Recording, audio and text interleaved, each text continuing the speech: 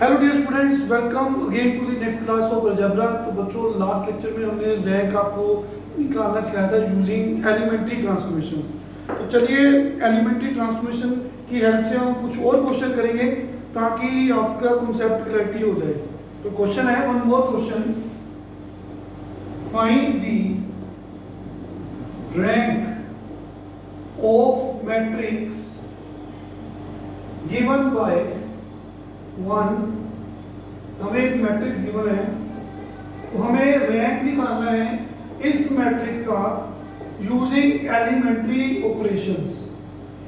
Paper में statement होगी rank निकालो यूजिंग एलिमेंट्री ट्रांसफॉर्मेशन। अगर कुछ भी नहीं मेंशन कि सिंपली रैंक निकालना है, आप किसी भी मेथड से सम को सोल्व कर सकते हैं। पर अभी तक हमने डिटरमिनेंट मेथड सिखाया है, तो अब हम रैंक को यूजिंग एलिमेंट्री ट्रांसफॉर्मेशन सोल्व करेंगे। तो देखिए बच्चों, जैसा कि हम डिस्कस कर चुके हैं, देखिए कोई मैट्रिक्स है, इसका नाम कैपिटल ए रख दिया मैंने। तो हम एलिमेंट्री ऑपरेशंस की हेल्प से रैंक निकालेंगे। तो मैंने कुछ मेथड बताया था जिससे कॉन्सेप्ट समझना आसान हो जाता है। तो फर्स्ट रो में सबसे पहले non zero element, first row में सबसे पहले नॉन जीरो एलिमेंट जो जीरो नहीं है वो कौन है? वन। फिर उस वन के नीचे वाले एलिमेंट्स जीरो बनाओ और सामने वाले एलिमेंट्स जीरो बनाओ। ठीक है, इससे एलिमेंट्री ऑपरेशंस भी लगेंगे और रैंक निकालना भी आसान हो जाएगा। देखिए इसके नीचे जीरोस बनाने हैं, तो जो इन दोनों को जीरो बनाना है यूजिंग दिस वन। तो ये जीरो बनाना है जैसा प्लस टू में ऑपरेशन लगाए थे, R2 changes to R2 plus 2 times R1 and R3 changes to R3 minus R1। देखिए तो ये मैट्रिक्स जो है, ये जो मैट्रिक्स है वो क्या बन जाएगी? R1 सेम रखेंगे तो R2 प्लस 2R1, इसको 2 से मल्टीप्लाई, इसमें प्लस 0, इसको 2 से मल्टीप्लाई, फिर इसमें प्लस 0 बन जाएगा। फिर इसको 2 से मल्टीप्लाई, देखिए ना 2R1 2 से मल्टीप्लाई -2, 4 में प्लस 2 बन जाएगा। इसको 2 से मल्टीप्लाई 6 और इसमें प्लस -7 + 6 -1। तो बच्चों R3 changes to R3 minus R1, ये 0 बन जाएगा, ये 0 बन जाएगा। ये दोनों को माइनस करो, 1 माइनस -1 2 बन जाएगा, 2 - 3 -1। तो हमने ऑपरेशन पहले लिखा, पर लिखिए ये जो मैट्रिक्स है इट इज इक्विवेलेंट टू, ये सिंबल है इक्विवेलेंट का, इक्विवेलेंट। हमने ऑपरेशन पहले लिखा, पर ये मैट्रिक्स इक्विवेलेंट इसकी होगी जब हमने बाय ये ऑपरेशन लगाया। ऑपरेशन पहले लिखा लेकिन आपको यहाँ पे हमने बाय मतलब ये ऑपरेशन लगाया, तो ये मैट्रिक्स इसके इक्विवेलेंट बन गई। तो बच्चों हमने इस नॉन जीरो एलिमेंट के नीचे वाले दो एलिमेंट जीरो बनाए। तो जैसे हमने जीरो बनाए तो हमने देखा कि सेकंड रो और थर्ड रो सेम बन गए। तो इससे हमें लालच आ गई कि क्यों ना हम ये वाला ऑपरेशन बनाए, R3 changes to R3 minus R2। इससे फायदा क्या हो गया? ये मैट्रिक्स जो है किसके इक्विवेलेंट है? R1 को सेम रखा, R2 को सेम रखा, R3 को चेंज किया R3 minus R2, क्योंकि ये दोनों रोज सेम है। क्योंकि हम देख रहे हैं कि अगर ये ऑपरेशन लगा रहे हैं तो ये जीरो, पूरी रो जीरो बन गई। तो एक तो हमने एलिमेंट्री ऑपरेशंस लगा लिए। दूसरे नंबर पे देखिए हम ऑब्जर्व कर रहे हैं कि इस मैट्रिक्स का ऑर्डर है 3 रोज एंड 4 कॉलम्स।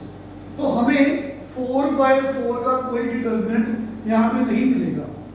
अगर हम 3/3 डिटरमिनेंट की बात करें तो कोई भी 3/3 डिटरमिनेंट ले लो, चाहे ये 3 कॉलम्स ले लो, कोई भी 3/3 डिटरमिनेंट देख लो, उसकी वैल्यू 0 आएगी। रीजन, पूरा रो 0 हो गया।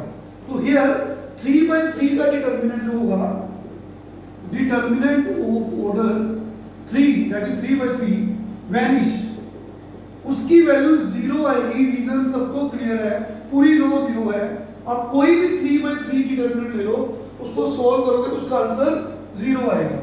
एंड क्लियरली कोई भी आपको अगर कोई भी 2/2 ऑर्डर का डिटर्मिनेंट मिल जाए जो वैनिश नहीं होगा, जिसकी वैल्यू 0 नहीं है, तो रैंक आपको 2 बोलना पड़ेगा। तो देखिए 3/3 डिटर्मिनेंट 0 है तो रैंक 3 नहीं हो सकता, जैसा कि हमने अर्लियर डिस्कस किया था। तो देखिए एंड कोई देखिए अगर मैं ये 4 एलिमेंट्स लेता हूँ 2/2 तो इसकी वैल्यू 0 आएगी डिटर्मिनेंट में। अगर मेरे को कोई भी ऐसा 2/2 डिटर्मिनेंट मिल गया लाइक दिस, इसकी वैल्यू 0 नहीं है, तो 2/2 का अगर एक भी डिटर्मिनेंट ऐसा मिल गया तो हमें कहना पड़ेगा rank of the matrix is 2। समझ आया सबको? ये हम डिस्कस कर चुके हैं, आप प्रीवियस लेक्चर में समझ सकते हो। तो एक और क्वेश्चन करेंगे। Next we have find the rank of the matrix using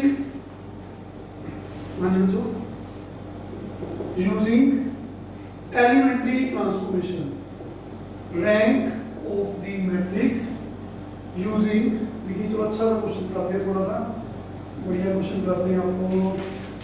चलो तो ये करते हैं, बड़ा अच्छा क्वेश्चन है। 0 1 0 3 2 -2 1 -4 2 -3 1 -7 1 -3 2 -8 -5 1 -6 -2. We have 4 rows and we have 5 columns. तो एक बात तो क्लियर है कि जरूरी नहीं है कि वो स्क्वायर मैट्रिक्स ही हो, किसी भी ऑर्डर का मैट्रिक्स होगा उसका रैंक निकालना पॉसिबल है। तो देखिए 5/5 का कोई डिटर्मिनेंट नहीं मिलेगा, 4/4 के मिलेंगे, पर हमें एलिमेंट्री ऑपरेशन से इसको करना है। देखिए दैट्स व्हाई सपोज दैट इस मैट्रिक्स का नाम है कैपिटल ए, जिसके एलिमेंट्स हमें गिवन है। तो बच्चों सबसे पहले हम कोशिश करते हैं, देखिए मैं अभी बता रहा हूँ आपको, पहले मैं एलिमेंट्स लिख रहा हूँ 2 -8 -5 1 -6 -2। फर्स्ट रो में नॉन जीरो एलिमेंट 2 है ना सबसे पहले।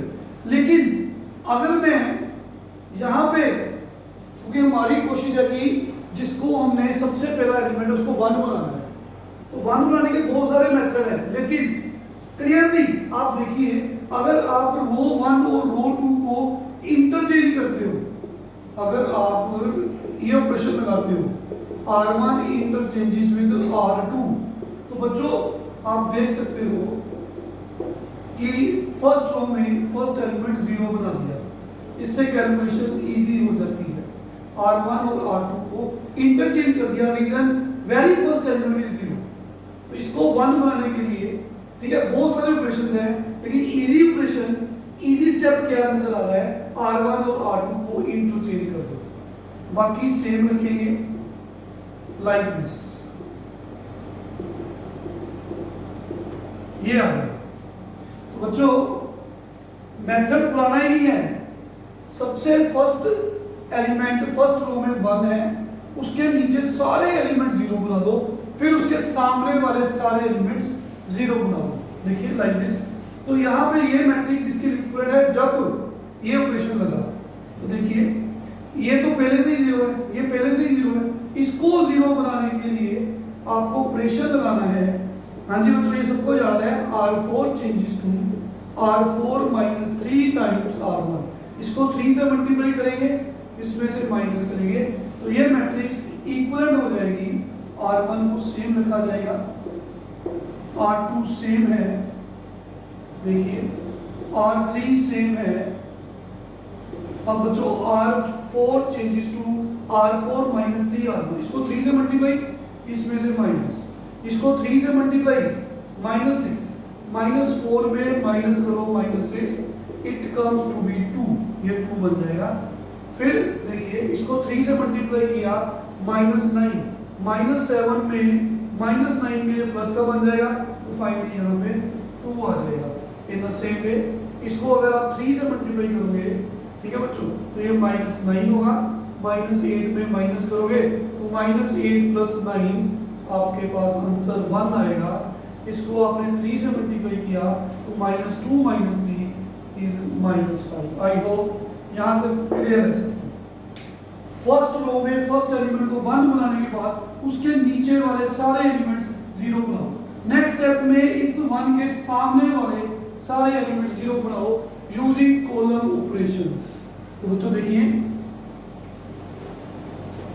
अब हम ऑपरेशन लगाएंगे। ये देखिए, इसके सामने वाले एलिमेंट 0 बनाने हैं। उसके लिए देखिए यहाँ पे ऑपरेशन पहले लिखेंगे, by applying column 2 changes to column 2 plus 2 times column 1। अगर सामने 0 बनाने हैं तो आपको कॉलम ऑपरेशन बनाने हैं, जैसा हम डिस्कस कर चुके हैं। यहाँ पे 0 बनाना है तो यहाँ पे आप लिखोगे column 3 changes to column 3 plus 3 times column 1। यहाँ पे 0 बनाना है कॉलम 4 चेंजेस टू कॉलम 4, पहले से ही माइनस है तो यहाँ पे भी प्लस लिखना पड़ेगा 3 टाइम्स कॉलम 1। तो ये वाला 0 बनाने के लिए सिंपली कॉलम 4 माइनस कॉलम 1, ये बाय। तो यहाँ पे ये मैट्रिक्स इक्विवेलेंट हो जाएगी, कॉलम 1 फिक्स है, सेम है, like this. Column 2 plus 2 column 1, ये 0 बन जाएगा। कॉलम 2 प्लस 2 ऑपरेशन लगाएंगे, मैं डायरेक्ट लिख रहा हूँ। इसको 2 से मल्टीप्लाई, इसमें प्लस, इसको 2 से मल्टीप्लाई, इसमें प्लस, इसको 2 से मल्टीप्लाई, इसमें 4 प्लस, कोई फर्क नहीं पड़ा। तो कॉलम 3 प्लस 3 कॉलम 1, ठीक है बच्चों। इसको 3 से मल्टीप्लाई, इसमें प्लस, ये 0 बन रहे हैं तो ये सारे सेम रहेंगे, आप चेक कर सकते हो, लाइक दिस। फिर कॉलम 4 माइनस कॉलम 1। अच्छा, कॉलम देखिए, कॉलम 2 लगा दिया, कॉलम 3 बन गया, ठीक है, कॉलम 4 भी लग गया ना, 1 2 1, ये ठीक है। कॉलम 4 प्लस 3 कॉलम 1, हाँ जी। तो यहाँ पे 1 2 1 रहेगा। कॉलम 3 पे लिखेंगे, ये कॉलम 2 है, कॉलम 3 फिर से देखिए, ये 0, ये 2 1 2, ठीक लिखा है, 2 1 2। फिर कॉलम 4 वाला ऑपरेशन, इसको 3 से मल्टीप्लाई, इस पे 0, बाकी 1 2 1 ही रहेगा। फिर कॉलम 4 माइनस कॉलम 1, ये बच्चों 0 बनेगा, ठीक है, ये -5 रहेगा, ये -6 -5। तो 1 के नीचे 0, सामने वाले एलिमेंट्स 0 बन गए। तो क्लियर हो गया सबको। अब सेकंड स्टेप क्या होना चाहिए, सोचिए। अब इसके नीचे 0 बनाने हैं, तो क्लियरली पहले हम ऑपरेशन लगाएंगे, R2 और R3 को इंटरचेंज कर दो। रीजन सबको क्लियर है, ओके। क्योंकि अगर किसी, देखो यहाँ पे अगर 1 होगा तो 0 बनाने इजी हो जाएगी, जैसे यहाँ पे 1 बनाया। अब सेकंड रो में नॉन जीरो एलिमेंट 2 है, जहां तो आप फ्रैक्शन में बनाओ, डिवाइड 2 से करो, वो मुश्किल हो जाएगा। तो मैंने R2 और R3 को इसलिए इंटरचेंज किया ताकि आपकी कैलकुलेशंस इजी रहे।